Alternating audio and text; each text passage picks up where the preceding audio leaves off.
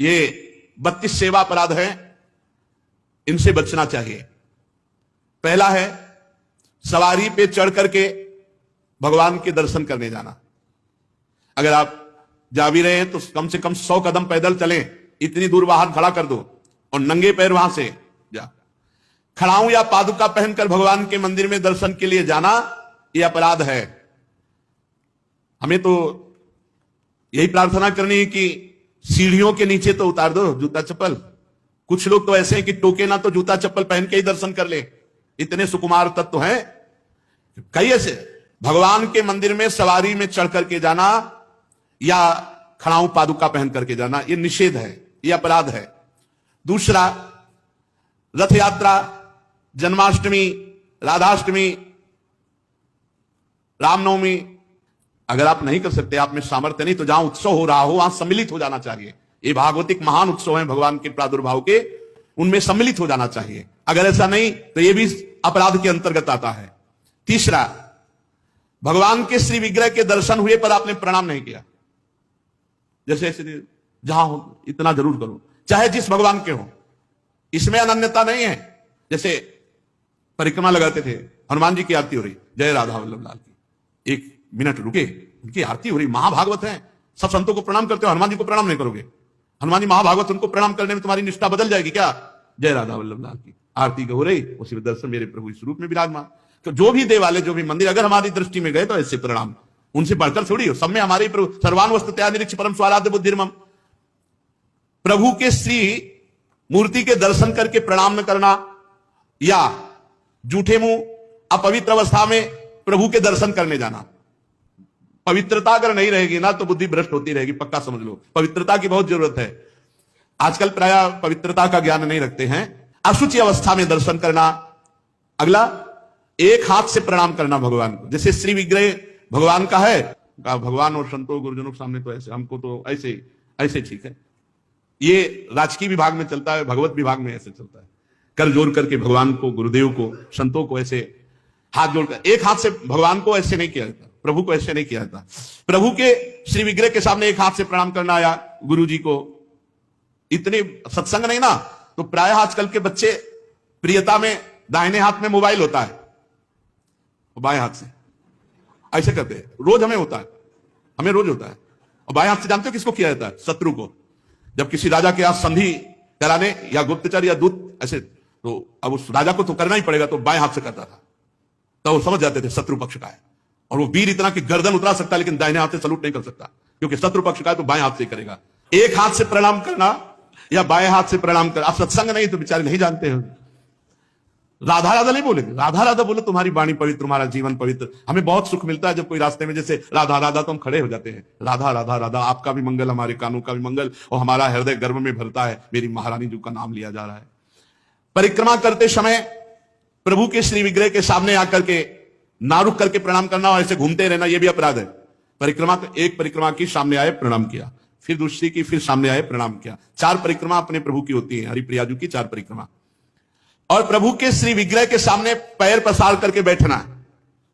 प्रायः जिनको सत्संग नहीं मिला वैसा, राधा वल्लभ जी में जैसे वो बारंडा है ना सामने, चौका से ऐसे बैठ के पैर ऐसे, अपराध है। प्रभु के सामने पैर लंबे करके या ऐसे पैर घुटनों में बांध करके बैठना। प्रभु के श्री विग्रह के सामने दोनों घुटनों को ऊंचा करके उनको हाथ से लपेट करके, प्रभु के श्री विग्रह के सामने ऐसे ऐसे नहीं, या तो हाथ जोड़े खड़े रहो या ऐसे हाथ नीचे कर लो। मतलब एक सौम्य मुद्रा होनी चाहिए। यदि वहां खड़े हो, वैसे उचित तो यह कि जितनी देर खड़े रहो हाथ जोड़े खड़े रहो प्रभु के सामने। पर जिनको सत्संग नहीं मिला, जिनको ज्ञान नहीं, तो प्रायः वो ऐसे खड़े होते प्रभु के सामने। और प्रभु के सामने बैठ करके सोना, यह अपराध है, इसमें पाप लगता है, मलिनता हो। जैसे सत्संग में सोना, प्रभु के सामने बैठे हुए सोना, या स्वाध्याय करते हुए भगवान के श्री विग्रह के सामने पाना। जैसे चरणामृत मिले तो साइड में हो गए, प्रसाद मिले तो साइड में हो गए, ऐसे नहीं, वहीं सामने ही, प्रभु के सामने नहीं। भगवान के श्री विग्रह के सामने झूठ बोलना, बात ही मत करो, मंदिर में बात मत करो, गलती हो जाएगी। कुछ भी अगर जरा भी झूठ निकला तो वज्र की लीक हो जाएगा, भोगना पड़ेगा। मौन रहो। जब कोई कहे हमें बात करनी, गेट के बाहर मिलो मंदिर के। अगर थोड़ी चूक भी हो जाएगी तो फिर दर्शन कर लेंगे आके, और इन्हीं के सामने झूठ बोल गए तो फिर क्या होगा? श्री भगवान के सामने जोर से बुलाना किसी को बिल्कुल नहीं। अगर वहां है तो बहुत सावधानी से बात की जाती, धीरे से बात की जाती, वो भी प्रभु संबंधी बात की जाती है। भगवान के श्री विग्रह के सामने आपस में कुशल मंगल पूछ रहा है, और कैसे हो प्रभु सामने, वहां पूछ रहे और कैसे हो, अपराध बन रहा है। उनसे पूछो कैसे हो, उनसे बात करो, प्रभु से, प्रभु के पास आए, सही पूछो। बिल्कुल नहीं, सीधे गए, बस आंख में आंख मिलाई, जितनी देर टिके बस आंख बंद की, फिर आंख में आंख मिलाई, नख सिख लो अंग माधुरी, उसका पान करो, चुपचाप बाहर निकल जाओ। दर्शन की एक पद्धति है, एक टाक एकदम देख रहे हैं, लेकिन देखना बाहरी लोग दर्शन नहीं करते, नहीं इधर उधर, वहां प्रभु में नहीं टिकेंगे नेत्र, प्रभु में नहीं टिकेंगे, वो इधर उधर दौड़ भाग करके निकल जाएंगे। आपस में कुशल मंगल बातचीत ये सब नहीं। और प्रभु के श्री विग्रह के सामने किसी को उपदेश करना, किसी को डांटना, किसी को दंड देना, ये सब अपराध के अंतर्गत आता है। प्रभु के श्री विग्रह के सामने किसी को पीड़ा देना, मारपीट करना कदापि नहीं, बहुत बड़े बड़े अपराधों में। और प्रभु के श्री विग्रह के सामने किसी को आशीर्वाद देना नहीं, ये भी नहीं।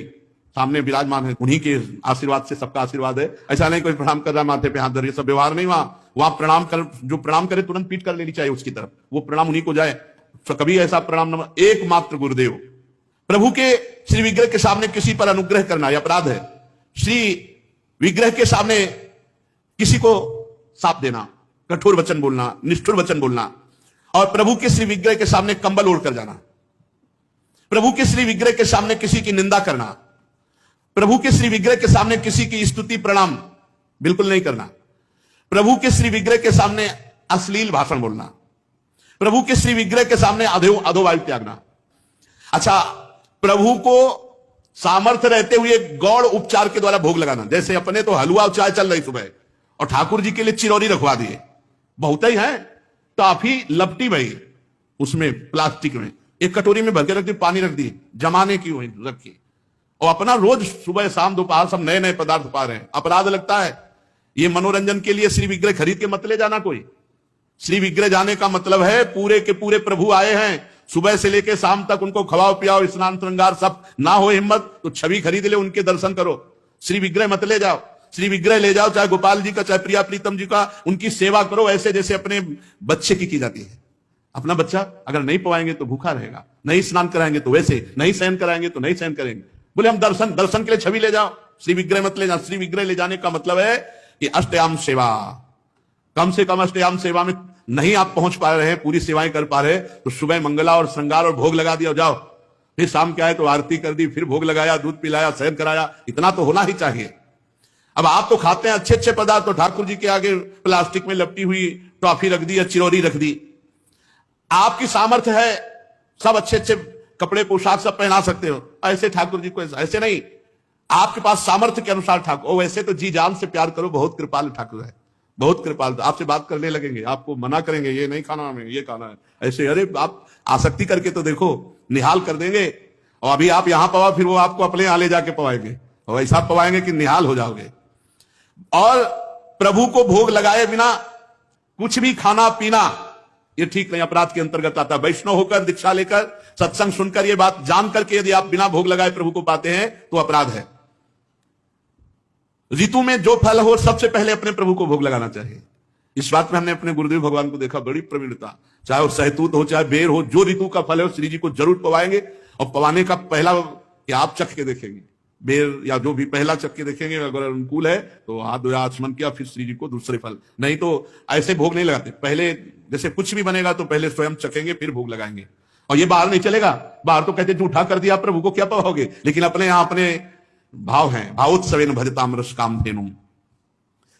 और किसी फल आदि का अच्छा भाग अपने लिए रख दिया और जो स्वाद रही थे वो प्रभु के लिए भोग लगाने के लिए, ऐसा ना करे। और प्रभु के श्री विग्रह के सामने पीठ देकर खड़े होना या पीठ देकर बैठना, जैसे पीछे प्रभु ऐसे बैठना नहीं, इससे अपराध लगता है।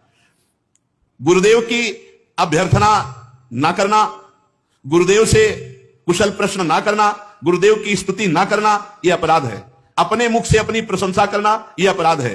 किसी भी देवता की निंदा करना यह अपराध है। भगवत मार्ग में अपने आराध्य देव के सिवा अन्य कोई आश्रय, अन्य कोई बल, अन्य कोई आशा, ये सब कलंक के समान है। यदि हम अन्य आस भरोस अवलंबन छोड़ पाए तो हमें कुछ नहीं करना भगवत प्राप्ति के लिए। सच्ची मानिए, ये अन्य जो स्वीकृति है यही हमको तो भगवत विमुख की है। हमारा स्वरूप ही भगवत स्वरूप है। ये पांच भौतिक हमारा स्वरूप थोड़ी है, ये अंतःकरण हमारा स्वरूप थोड़ी है, ये स्वभाव हमारा नहीं है, ये प्रकृति का है। यही अन्य आश्रय हमें भय प्रदान करता है। जब तक भय है तब तक न शुद्ध भक्ति है और न शुद्ध ज्ञान है। ज्ञान हो जाने पर एक ब्रह्म के सिवा कुछ है नहीं तो किससे भय? भक्ति हो जाने पर अपने प्रभु के सिवा कोई है नहीं तो किससे भय? प्रहलाद जी ने नरसिंह भगवान से किंचन मात्र भी कोई भय नहीं माना, सब भयभीत थे, पर प्रहलाद जी नहीं। अपने प्रीतम से क्या भय, चाहे वो सौम्य रूप में हो या घोर रूप में हो या भयावह रूप में हो, है तो मेरे प्रीतम, फिर भय कैसा? तो हमें जो भय, शोक, चिंता, अपने कल्याण की फिक्र, इसका मतलब है अभी भागवतिक बल जागृत नहीं हुआ, अन्य कोई बल है, अन्य कोई आश्रय है, अन्य में ये शरीर भी है, अन्य में शरीर की क्रियाएं भी हैं, अन्य में अंतःकरण है, अंतःकरण के संकल्प, निश्चय, चिंतन, स्वीकृति आदि, अन्य में स्वभाव भी है। ये मेरा नहीं है, मेरे तो सिर्फ प्रभु हैं और जो मेरा स्वरूप है वो प्रभु में ही है। ये बात समझ में आ जाए तो बिल्कुल विश्राम है, अभी विश्राम है। भगवत प्राप्ति के लिए जो क्रियाओं का आदेश दिया गया है शास्त्रों में, वो निष्क्रिय आप हैं ये अनुभव करने के लिए, ना कि क्रियाओं से भगवत प्राप्ति होती है। आपका स्वरूप निष्क्रिय है, आप निरंजन है, माया रहित है, यही अनुभव कराने के लिए सत्क्रियाएं की जाती हैं, क्योंकि सत्क्रिया निर्मलता प्रदान करती है। जहां अंतःकरण निर्मल हुआ, शांत हुआ, वहीं अपने स्वरूप का अनुभव होने लगता है। इसलिए अन्य बल तो छोड़ दीजिए, बस ये समझना है अन्य बल का मतलब किसी व्यक्ति, वस्तु, स्थान का नहीं, शरीर का भी नहीं, अपनी क्रियाओं का भी नहीं, अपनी सोच का भी नहीं। ये बात अगर समझ में आ रही हो तो बहुत शुद्ध शरणागति अभी हो जाए। हमारी क्रियाओं का क्या बल? कभी सत्क्रिया होती, कभी असत क्रिया। हमारे अंतःकरण की सोच का क्या बल? कभी सत सोच होती, कभी असत। हमारे स्वभाव का क्या? कभी सौम्य, कभी क्रूर, कभी उदारता, कभी कंजूसता। इसका क्या? हमें अपने प्रियाजू के स्वभाव, प्रियाजू के प्रभाव, प्रियाजू का बल, प्रियाजू का आश्रय, बस। फिर देख लो आप कैसा आनंद आता है। अभी ऊपर हम साधुकों से कह रहे थे, प्रभु दिमाग को पकड़ लेते हैं, प्रभु अंतःकरण पर अधिकार कर लेते हैं, अपना अस्तित्व ही खत्म। कैसा अनुभव आनंद का होता होगा जब अहम का पूर्ण विसर्जन भगवान के चरणों में हो गया, प्रिया प्रीतम के चरणों में हो गया। ये बात समझिए, भगवत प्राप्ति बहुत सहज, सरल, अनायास, बिना प्रयास के अनुभव में आने वाली वस्तु है।